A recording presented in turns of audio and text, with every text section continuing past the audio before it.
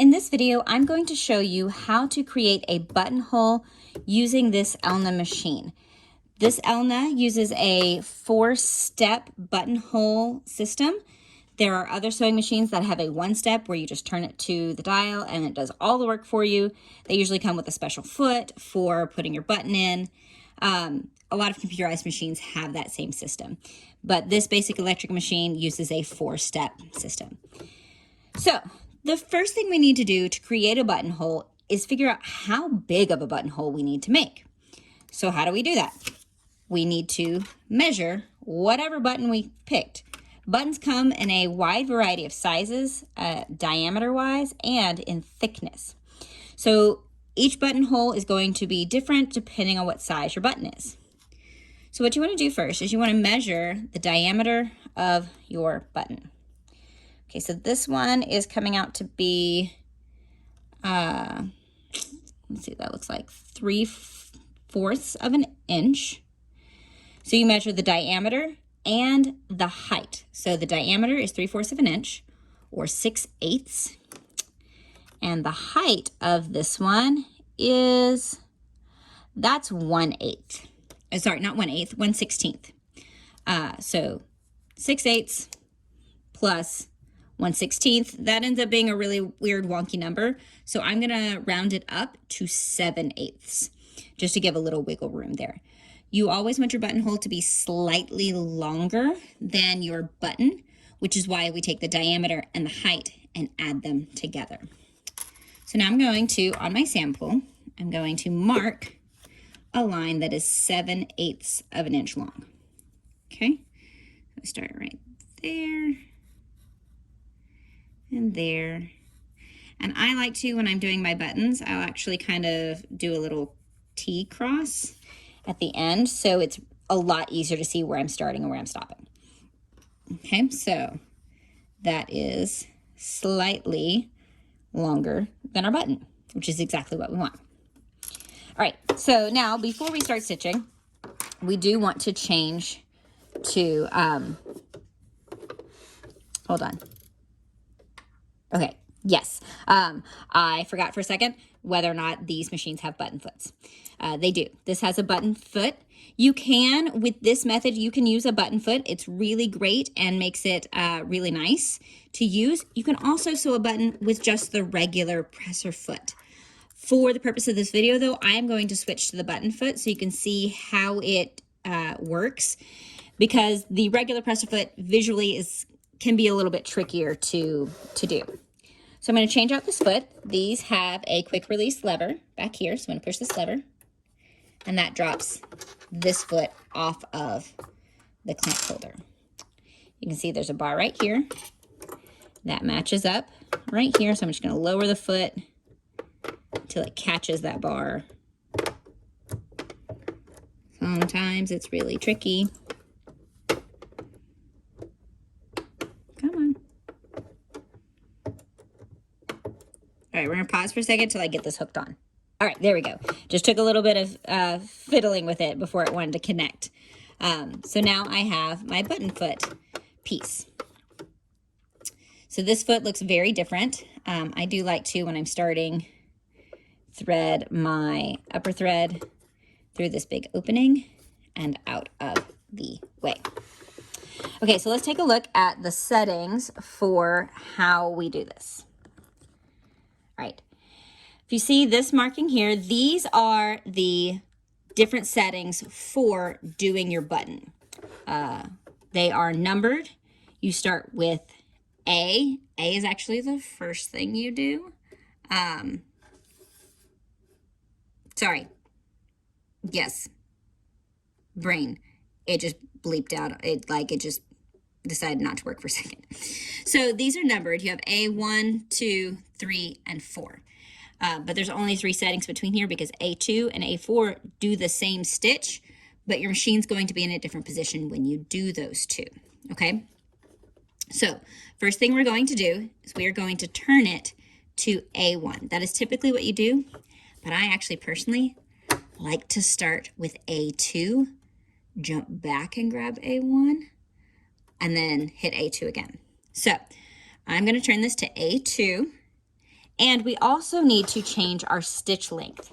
If you notice on this machine, there is between 1 and 0, this little, kind of almost looks like a feather. It's very ridgy. If you notice, it kind of matches the stitches over here. So we're going to turn our dial to about halfway between 1 and 0, because this is the buttonhole stitch length, is what this image indicates. Okay, so I'm on A2. My stitch length is between 1 and 0. I need it to be very, very tiny for this. All right, we're going to come down a lot closer so you can see as I stitch. So now I'm going to, on this machine, we're going to start at this point, come forward, and then go backwards. So we're going to start right here at this top point. Let me throw a number 1 on here real quick so you can see. Boop, 1, 2. So we're starting at 1. I'm going to slide this in. If you notice, this part of the button foot slides back and forth. We want it to be as far forward as possible. And I'm going to line this, that top of that T right with this edge right here, so I can see the line right in the middle. I do want to try and keep this line in the middle of this opening. That does make it a little easier. So I tend to hold it like this as I sew. All right, so I'm on A2. So what it's going to do first, since I'm on A2, is it's going to go back and forth like this. So I'm going to do that just a couple of times. And just 2 or 3, just enough to start it. Now I'm going to switch to A1. So let's take a look at A1. Ooh, turn sideways. A1 has stitches on this side, which means we're going this direction. Okay, so A1, here we go.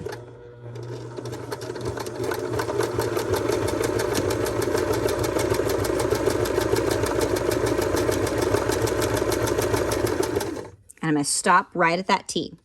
Now it's doing a little tiny zigzag, and I want the right side of that zigzag to not cross over the line that I drew, which is why I was holding it like this so I could shift it inside the presser foot. So that was A1 technically. Now we're going to go back to A2.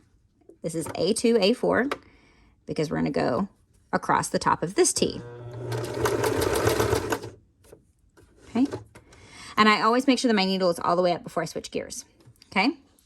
So now we're going to switch to A3. A3 is on the right side. A1 was the left. A3 is the right. So now we're going to go backwards that direction. Okay. So I'm on. Helps if I actually switch it to A3. There we go.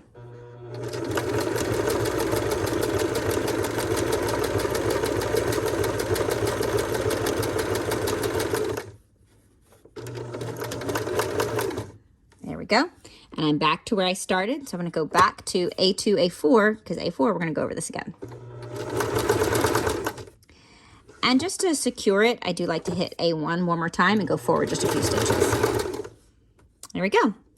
Okay, so it did, as it was sewing, it did kind of catch my fabric and bubble up on the left side versus the right side, but this will still be a functioning buttonhole for this purpose. Okay, so now I've got to trim my threads, and I want to trim really close to this on the front and on the back. Looks really lovely on the back. Okay, so now we've created a buttonhole, but no button can go through. Why?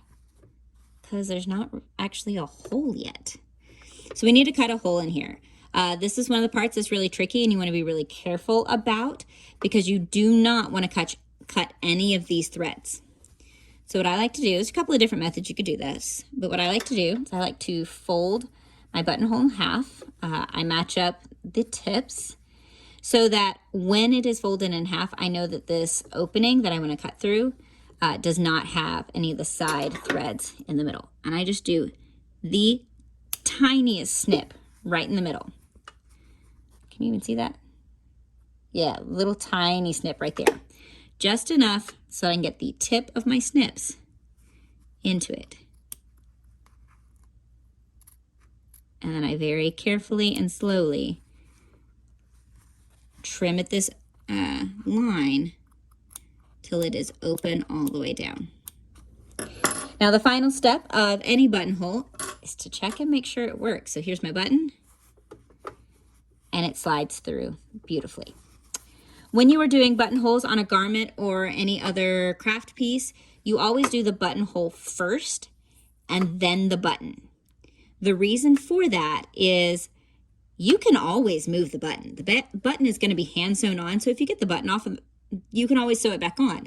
But the buttonhole, you cannot move once you have stitched it down and cut the opening, because then you have an open slit in your garment and you would have to start over, or you would have to repair this hole. So always do your buttonhole first, and then, so like say I wanted this to match up, I would fold this over, say that's where I want my button to line, and then I actually would take my pencil and make a mark through my buttonhole. Hey, there's where my button needs to go. So now it will all match up. Okay, that is how you do a buttonhole on these machines. That's a 4-step buttonhole.